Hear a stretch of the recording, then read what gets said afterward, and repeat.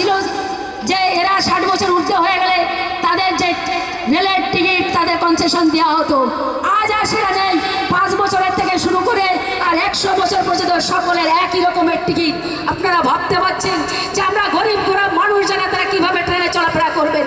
তাই আপনাদের কাছে আমার আবেদন, এই আবেদন যে আজকে এই লড়াইটা আপনার আমার একার লড়াই নয়। এই লড়াই আপনার, এই লড়াই আপনার সন্তানের এই দেশে টিকে থাকার লড়াই, এই লড়াই আপনার নাতিপুতির লড়াই, এই লড়াই নারী জাগৃতির লড়াই, এই লড়াই আমাদের হচ্ছে সমগ্র ভারতবর্ষের লড়াই। এই লড়াই আজকে যদি আমরা কোনোদিন যদি এর থেকে আপনাদের বলছি, আমরা আজকে আমরা এখানে রাজ্যপালের কাছে একটা ডেপুটেশন দেওয়ার আমরা পারমিশন চেয়েছিলাম যে আমরা যার জন্য আজকে নাগরিকত্বের জন্য নিঃস্বার্থভাবে কোনো স্বার্থ থাকবে না। আপনারা সেন্ট্রাল গভর্নমেন্ট যে আইন, সরকার আসবে সরকার চলে যাবে, কিন্তু আইন যেটা করে গেছে যদি পরিবর্তন না করে তাহলে আমাদের মরণ ছাড়ার কিছু নাই। দরকার হতে একসঙ্গে গুলি করে মেরে ফেলে দিক। সেন্ট্রাল গভর্নমেন্ট বলছি আপনারা আমাদের একসঙ্গে মেরে ফেলে দিক, আপনার আবার কান্নার লোক থাকবে না। কিন্তু আপনি দিলে দিলে মারতে পারেন না, আপনি স্লো পয়জনের মতন মারতে পারেন না। আবার আমাদের এই অধিকার আপনাকে কেউ দেয়নি। আরে খেয়ে বেঁচে থাকার জন্য নয়, জীবনে অধিকার যদি না থাকে, সম্মান যদি না থাকে, এর থেকে মৃত্যু হয়ে যাওয়া অনেক ভালো। সেই সম্মান আর অধিকার আমার হরি গুরুচাঁদ দিয়ে গেছে, তার জন্য আমাদের জীবন দিয়ে একে রক্ষা করতে হবে।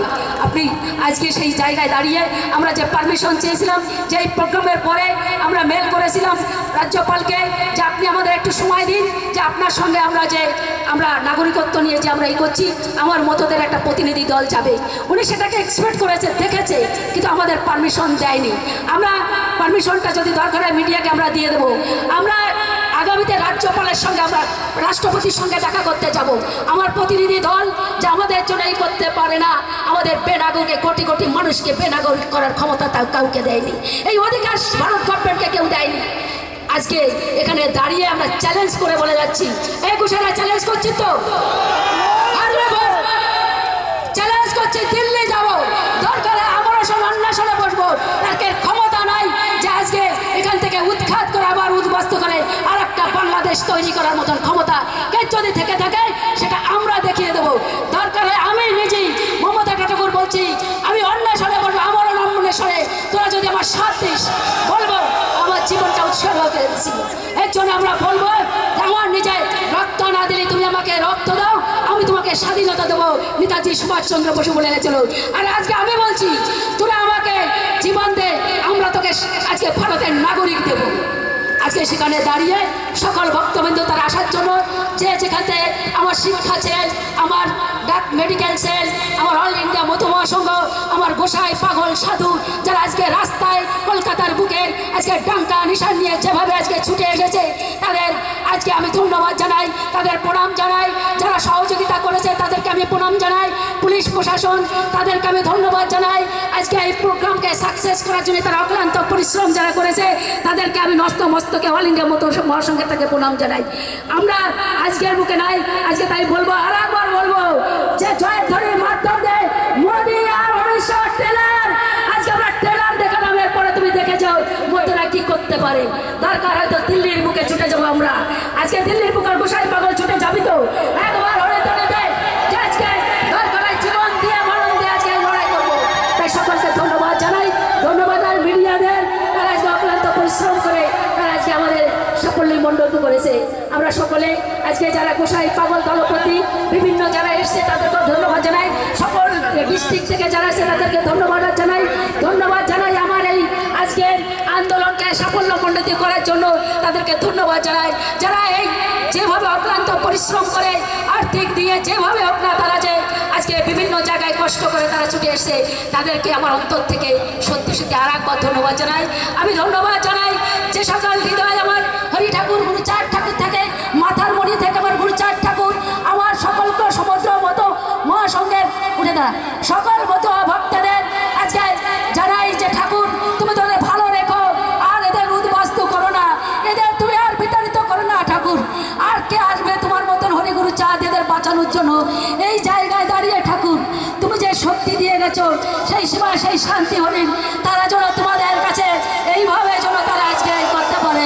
তাই সবাই তোমাদের কাছে এরপরে আমরা আজকে এই করতে পারে। আমরা গোসাই পাগল আজকে একটা কীর্তন করবে এই জায়গায়, ওরা যেভাবে পাগলের দল কীর্তন করে ওদের বলবো যে তোরা নিচে নেবে, আজকে একটা কীর্তন কর তোদের সঙ্গে, আমিও একটু কীর্তন করবো আমার হরিগুরু যাদের এখানে বসে।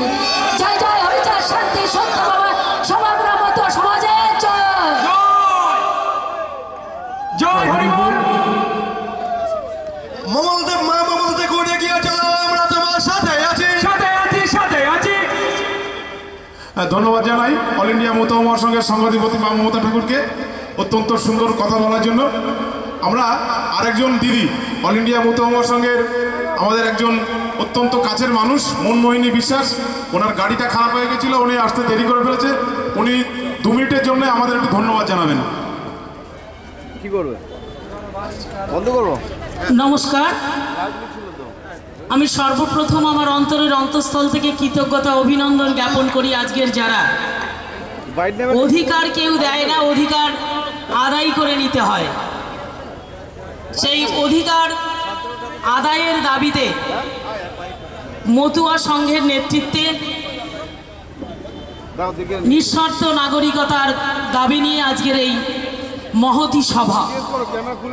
এই সভায় এইমাত্র বক্তব্য রাখলেন আমাদের অত্যন্ত আপনজন প্রিয়জন সেই মতুয়া পরিবারের পুত্রবধূ তথা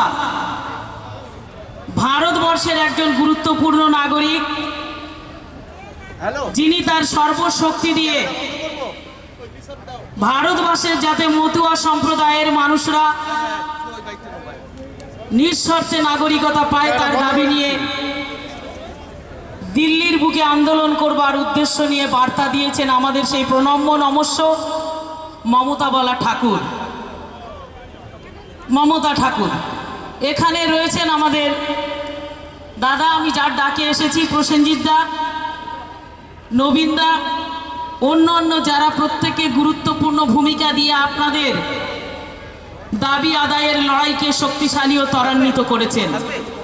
মঞ্চে উপবিষ্ট মতুয়া সম্প্রদায়ের অত্যন্ত গুরুত্বপূর্ণ ব্যক্তিবর্গ তৎসহ অন্যান্য যারা রয়েছেন, আর সম্মুখে উপবিষ্ট মতুয়া সম্প্রদায়ের আমার মা ভাই বোনেরা, অর্থাৎ ঠাকুর পাগল যারা, সেই আপামর জনসাধারণ, আমি সকলকে আমার অন্তরের অন্তঃস্থল থেকে কৃতজ্ঞতা অভিনন্দন ভালোবাসা শ্রদ্ধা জ্ঞাপন করছি। আজকের কেন এই সভা আপনারা শুনেছেন, আমি শুধু বলবো এর লড়াই আমাদের বেঁচে থাকার লড়াই। এ লড়াই আমরা শান্তিপূর্ণভাবে ভারতের মাটিতে, এই পশ্চিমবাংলার মাটিতে বসবাস করব, সেই অধিকারের লড়াই, অর্থাৎ নাগরিকত্বের লড়াই। আমরা নাগরিক, এটা কিন্তু 1971 সালের 24শে মার্চ এই অধিকার আমাদের দিয়ে গেছে।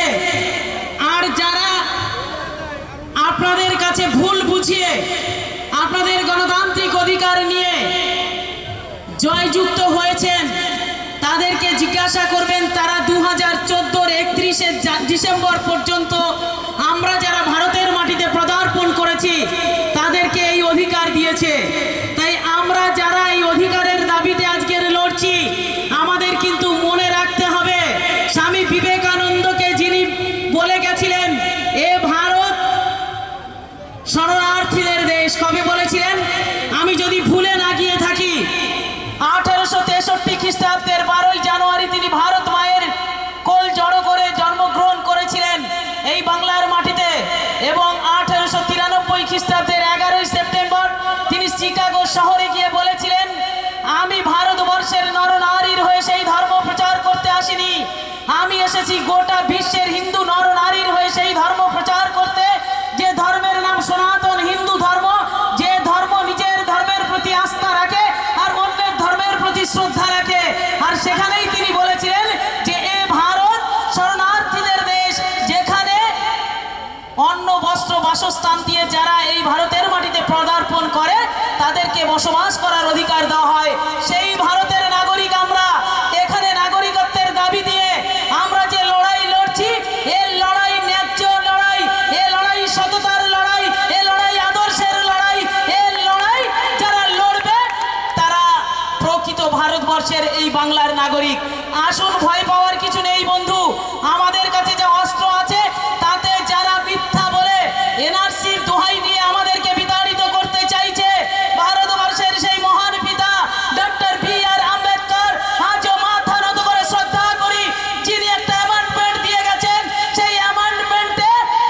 ভারতবর্ষের নাগরিকত্বের অধিকারে আমরা সবার আগে দাবিদার, কারণ আমরা 2014 অনেক আগে এই ভারতের মাটিতে পদার্পণ করেছি। কোথায় এনআরসি, কি করে করবেন? আসামের এনআরসি করতে 1220 কোটি টাকা খরচা, আর গোটা ভারতবর্ষে যদি এনআরসি চালু করতে হয় তাহলে প্রায় 48,800 কোটি টাকা খরচা হবে। যারা ভোট নিয়েছেন ভাওতা দিয়ে নাগরিকত্বের অধিকার দেওয়ার কথা বলে, তাদের ক্ষমতা নেই এই এনআরসি করে। কিন্তু জেনে রাখবেন, আমরা যারা আছি ভারতের মাটিতে, বিতাড়িত করবার ক্ষমতাও কিন্তু তাদের নেই। কারণ ওই যে এনআরসি আসামে হয়েছে, সেটা কিন্তু যারা বর্তমানে আপনাদের নাগরিকত্বের অধিকার দেওয়ার কথা বলেছেন তারা করেননি। 1985 সালে ভারতের মুক্তি সূর্য ইন্দিরা গান্ধী তার সুযোগ্য পুত্র রাজীব গান্ধী সেদিন চুপি সারে গিয়ে ওই অ্যামেন্ডমেন্টটায় সই করেছিল। তারপরে কারোর ক্ষমতা হয়নি সেই অ্যামেন্ডমেন্টটা তুলে গিয়ে এনআরসি করে। আজকের যারা এনআরসির নামে ভাওতা দিচ্ছে, আজকের যারা এনআরসির নামে ধাপ্পাবাজি দিচ্ছে, তাদেরকে বলতে চাই, সঠিক নাগরিকত্বের দাবিতে আমরা যে লড়াই লড়ছি, মতুয়া সম্প্রদায়, নমশূদ্র সম্প্রদায়, এই ভারতের প্রায় 86% মানুষ যারা পিছিয়ে পড়ে জাতির মানুষ, আর তাদের প্রতিনিধিত্ব করবার জন্য ডক্টর বি.আর. আম্বেদকরকে সেদিন 50 জনের বোর্ডে অধিকার দেওয়া হয়েছিল। তাই সেই অধিকার বলে আমরা ভারতের নাগরিক, আমাদের কাছে ভোটার কার্ড আছে, আমাদের কাছে রেশন কার্ড আছে, আমাদের কাছে জন্ম সার্টিফিকেট আছে, আমাদের কাছে দলিল আছে, আমাদের পিতৃপুরুষের দেওয়া সমস্ত কিছু আছে।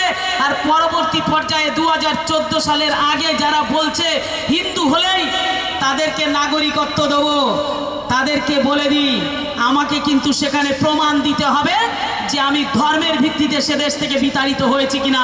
এই প্রমাণ না দিলে আমি পাবো না। তাই অনেকক্ষণ ধরে আপনারা বক্তব্য শুনছেন, বক্তব্য দীর্ঘায়িত করব না। আমি শুধু বলবো, আসুন আমাদের লড়াইয়ে আমরা যাকে পেয়েছি, আবার বলবো, আমাদের যা কিছু আছে রক্ষা করার লড়াইয়ে ব্রাহ্মণ না হতে পারে, হতে পারে মুচি, হতে পারে মেথর, হতে পারে ডোম, হতে পারে সিলুলগান, হতে পারে সিলুল টাইপ, যে আমাদের সঙ্গ দেবে এর লড়াই আমরা তার সঙ্গে মতুয়ারা সেই লড়াইয়ে অংশগ্রহণ করে আমাদের অধিকার আমরা আদায় করব। এটাই আমাদের এই মঞ্চ থেকে আজকের বক্তব্য। তাই আসুন আমরা সকলে মিলে মতুয়া সম্প্রদায়ের মানুষ হিসাবে আমরা সেই ঈশ্বরের প্রতি শ্রদ্ধা রাখি, আমরা সেই ঠাকুর পরিবারের প্রতি শ্রদ্ধা রাখি। সেই শ্রদ্ধা রেখে আমরা আগামী দিনে আমাদের এই আন্দোলনকে আরও শক্তিশালী করবার জন্য আমরা একজন সুযোগ্য মানুষ মমতা ঠাকুরকে পেয়েছি, তাকে নিয়ে আমরা আমাদের লড়াইকে এগিয়ে নিয়ে যাব। এই কথা বলে আমি আমার বক্তব্য শেষ করছি। আপনারা ভালো থাকবেন, একে অপরকে ভালো রাখার চেষ্টা করবেন। নমস্কার। ধন্যবাদ মনমোহিনী বিশ্বাস মহাশয়কে। এবার আমাদের মা বক্তব্য রাখার পর সেই সভামঞ্চে বক্তব্য রাখার দৃষ্টতা কারোরই নেই, কিন্তু যারা আমাদের এখানে হাজার হাজার প্রায় 70,000 মতুয়া ভক্তবিন্দু উপস্থিত হয়েছিল এবং বাইরে আরও হাজার হাজার মতুয়া ভক্তবিন্দু কন্টিনিউ আসছে, সেই জায়গায় দাঁড়িয়ে আমাদের অল ইন্ডিয়া মতুয়া মহাসংঘের সংঘাধিপতি মা মমতা ঠাকুরের নেতৃত্বে অল ইন্ডিয়া মতুয়া মহাসংঘের সভাপতি প্রমথ রঞ্জন বোস এবং যুগ্ম সম্পাদক প্রসেনজিৎ বিশ্বাস ও নবীন বিশ্বাস মহাশয় থেকে শুরু করে কোষাধ্যক্ষ সঞ্জয় বিশ্বাস থেকে শুরু করে জেলার প্রত্যেক মতুয়া প্রতিনিধি যারা অল ইন্ডিয়া মতুয়া মহাসংঘের নিশান হাতে নিয়ে মা মমতা ঠাকুরের নেতৃত্বে আজকের এই সমাবেশকে মহাসমাবেশ এবং ঐতিহাসিক সমাবেশে রূপ দিয়েছে, তাদের প্রত্যেকে ধন্যবাদ প্রণাম জানাই। এবং আগামী দিনে এই লড়াই মা মমতা ঠাকুরের নেতৃত্বে আরও চলবে। এবার আপনাদের সামনে আমাদের বিভিন্ন জেলা থেকে এসছে, সকলকে আমরা বলতে দিতে পারিনি। নদিয়া জেলা থেকে প্রভাকর্তা থেকে শুরু করে, মালদা থেকে বিজেন্দা থেকে শুরু করে, পরেশদা থেকে শুরু করে, মুর্শিদাবাদের পরিতোষদা থেকে শুরু করে, বাঁকুড়ার আনন্দদা থেকে শুরু করে, বর্ধমানের বিভিন্ন পশ্চিমাঞ্চল থেকে যারা এসছে তাদের শুরু করে, এবং সমস্ত গোসাই দলপতি বিজু গোসাইদের মতো গোসাইরা যারা এখানে এসে উপস্থিত হয়েছেন, বিশেষ করে প্রভাকর মণ্ডল, পার্থ বিশ্বাস, সৌমেন চ্যাটার্জি, যার সহযোগিতা না থাকলে এত বড় প্রোগ্রাম আমরা এখানে করতে পারতাম না। আমাদের সপ্তম মোদক থেকে শুরু করে পবিত্র গোসাই এবং সুপ্রভাত গায়ন থেকে শুরু করে বিশেষ করে ধন্যবাদ জানাবো আমাদের যুগ্ম সম্পাদক নবীন বিশ্বাস এবং প্রসেনজিৎ বিশ্বাস মহাশয়। মহাশয়কে, যারা এখানে আজকে এই ধর্মীয় সমাবেশ, আমাদের সমাবেশ নিঃশর্ত নাগরিক সত্ত্বের দায়িত্বে আমরা এখানে এসে উপস্থিত হয়েছি, তাদের প্রত্যেকের কাছে ধন্যবাদ জানিয়ে ধন্যবাদ জ্ঞাপন করবে আমাদের কোষাধ্যক্ষ সঞ্জয় বিশ্বাস, এবং তারপরে দ্বিজেন্দ্র দা বলার পরে আমরা আমাদের অনুষ্ঠান শেষ করব। জয় গুরুচাঁদ, জয় গুরুচাঁদ। আজকের এই পরবর্তী সভায় যে সমস্ত ভক্তবৃন্দ গোসাই পাগলেরা এসে উপস্থিত হয়েছেন, আমাদের বিভিন্ন নেতৃত্ব ডাকে সাড়া দিয়ে তাদের সকলের যুগল চরণে প্রণাম জানাই। প্রণাম জানাই পূর্ব শ্রী শ্রী হরিচাঁদ ঠাকুর, যুবনায়ক হরিচাঁদ ঠাকুরের চরণে প্রণাম জানাই। আমার মা আগামী দিনের বন্ধু আমার সঙ্গে দিশাই মা মমতা ঠাকুরের চরণে। আপনারা এসে দূর দূরান্ত থেকে আসার জন্য বাঁকুড়া, বীরভূম, উত্তর দিনাজপুর, দক্ষিণ দিনাজপুর, পশ্চিমবঙ্গের সমস্ত জেলা থেকে যে সমস্ত বন্ধু পাগলেরা এসছে তাদের সকলকে আবারও যুগল চরণে প্রণাম জানাই। আমাদের ডাকে মা মমতা ঠাকুরের ডাকে এইভাবে সারা দিয়ে নিঃস্বার্থ নাগরিকত্বের দাবিতে আপনারা আমাদের পাশে থাকবেন, আমাদের পাশে থেকে লড়াইয়ে অংশগ্রহণ করবেন, এই আশা থেকে সকলকে ধন্যবাদ জানিয়ে আমি আমার ক্ষুদ্র সংক্ষিপ্ত বক্তব্য এখানে শেষ করছি। জয় হরিচাঁদ, জয় গুরুচাঁদ, জয় আমার মা মমতা ঠাকুরের জয়। ধন্যবাদ জানাবো আমাদের কোষাধ্যক্ষ সঞ্জয় বিশ্বাস মহাশয়কে। বাংলা থেকে এসে নওগাঁ জেলার নবনিযুক্ত সভাপতি মহাশয়কে বিজয়বাবু কিছু বলার জন্য অনুরোধ করছি, এবং বিজয়বাবু শুধু বাংলা থেকে